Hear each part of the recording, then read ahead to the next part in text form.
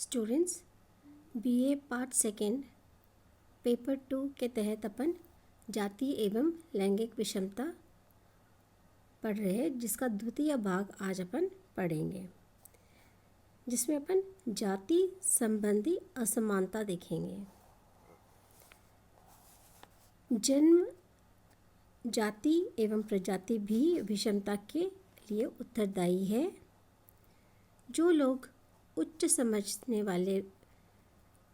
समझे जाने वाले कुल, वंश, जाति एवं प्रजाति में जन्म लेते हैं, वे अपने को दूसरे से श्रेष्ठ मानते हैं और इस आधार पर भी विषमता पनपती है। काले, गोरे तथा ब्राह्मण व हरिजन के बीच पाए जाने वाले विषमता का यही आधार है।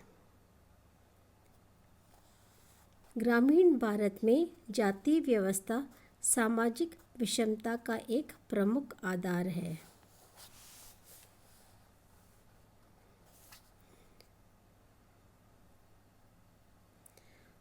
पूर्व औद्योगिक समाजों में जाति व्यवस्था विशेषतः पाई जाती है। जैसे जैसे कोई समाज औद्योगिकरण की दिशा में आगे बढ़ता है, उसके साथ साथ वह जाति विभाजन के बजाय वर्ग विभाजन का महत्व बढ़ता जाता है।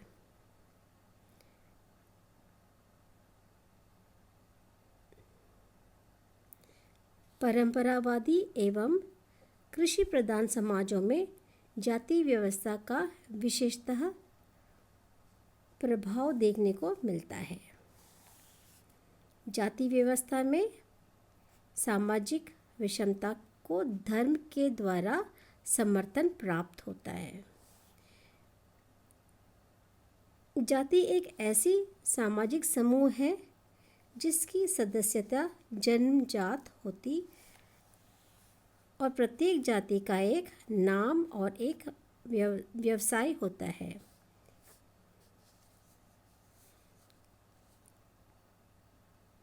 एक जाति के लोग का एक वंशगत पेशा होता है और एक जाति के सदस्यों को अपनी ही जाति में विवाह करना होता है। इस प्रकार प्रत्येक जाति की अपनी एक जीवन शैली होती है। जाति व्यवस्था की प्रमुख विशेषताएं इस प्रकार है, जो अपन सेकेंड स्लाइड में देखेंगे।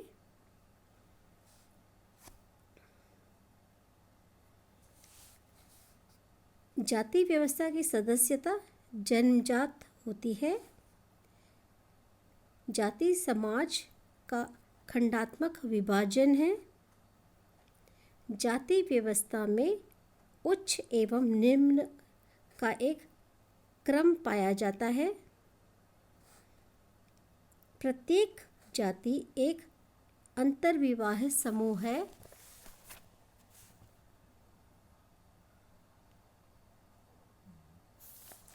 प्रत्येक जाति का एक वंश अनुगत व्यवस्था होता है। जाति के सदस्य खान पान एवं सामाजिक सहवास संबंधी नियमों का पालन करते हैं। प्रत्येक जाति की स्थानीय समुदाय में एक पंचायत होती है, जो सदस्यों से जाति के नियमों का पालन करवाती है। जाति की सदस्यता संपूर्ण जीवन के लिए होती है। कोई भी व्यक्ति प्रयत्न या उपलब्धि द्वारा जाति की सदस्यता नहीं बदल सकता है। जाति व्यवस्था के अंतर्गत पाए जाने वाले उच्च नीच का संस्तरण तथा उच्च व निम्न जातियों के बीच अधिकारों का असमान वितरण भारतीय समाज में सामाजिक विषमता के लिए विशेषतः उत्तरदायी है।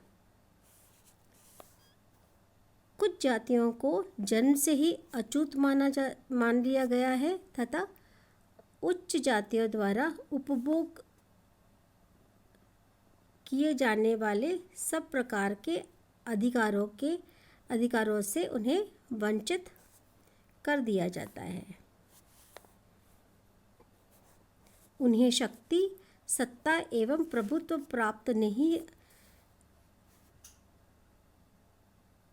था और सामाजिक संस्तरण की प्रणाली में उनका स्थान भी सबसे नीचे था। परिणाम स्वरूप उच्च और निम्न व अस्पृश्यता जातियों के जीवन अवसर एवं जीवन शैली में काफ़ी भिन्नता देखने को मिलता है। ऐसे जाति व्यवस्था वाले समाजों में व्यक्ति की सामाजिक स्थिति जन्म के आधार पर निर्धारित होती है, जिनमें व्यक्तिगत उपलब्धियों का महत्व कम होती है। प्रत्येक जाति में समानतः ऐसे परिवार भी देखने को मिलेंगे जिन्हें शिक्षा और अच्छी नौकरियों प्राप्त कर अपनी सामाजिक स्थिति को ऊंचा उठाने में सफलता प्राप्त किया है। निम्न समाज जाने वाली जातियों का भी कोई व्यक्ति अपनी शिक्षा, योग्यता अथवा आरक्षण के कारण जब कोई उच्च अधिकारी या IAS, RAS या कोई डॉक्टर, इंजीनियर आदि बन जाता है तो अन्य उच्च जातियों के लोग भी उसे संपर्क में आते हैं। इस प्रकार विभिन्न जातियों के कई परिवारों को जाति प्रणाली की परंपरागत व्यवस्था में ऊपर उठने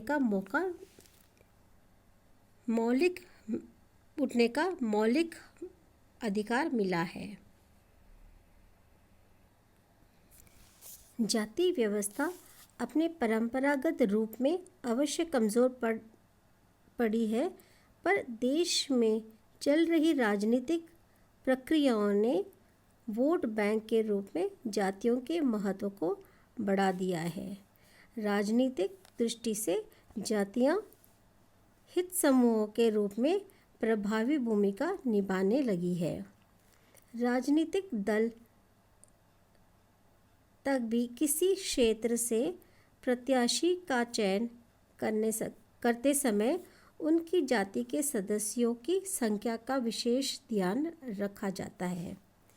आरक्षण ने भी विभिन्न जातियों को संगठित होने का मौका दिया है। उच्च समझने वाले कई जातियों भी अब अपने लिए आरक्षण की मांग करने लगी है। देश में ब्राह्मण व राजपूत जातियों के द्वारा भी आंदोलन द्वारा आरक्षण की मांग उठाई गई है। जाति आधार पर पाए जाने वाले विषमता को दूर करने हेतु आवश्यक है कि देश के नेतृत्व को जाति आधार पर पनपने वाले हर प्रकार के भेदभाव को दूर करने का अपनी पूर्ण इच्छा शक्ति के साथ प्रयत्न करना चाहिए। शिक्षण संस्थाओं के माध्यम से बच्चों का समाजीकरण इस प्रकार से किया जाना चाहिए कि जाति पंथी का भेद किसी भी रूप में पनप नहीं सके।